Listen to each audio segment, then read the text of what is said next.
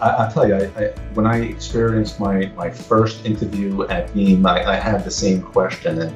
And so my thought process went along like this. First, I wanted to make sure I understood the leadership and the strategy of the company. And I was overwhelmed with the amount of skill and expertise at Veeam in all facets, from finance, sales and marketing, development, and the whole focus on go-to-market. And so that was a very compelling initiative for me to looking at Veeam very seriously. The second was the product.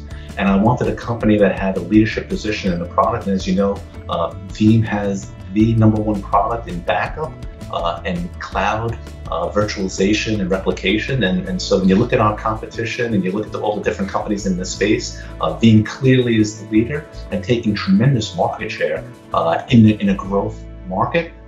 When the rest of our companies and competition are actually flat or going down. And then the third is I looked at the position I was being interviewed for, and I said to myself, do I have the skills and the expertise to move the needle?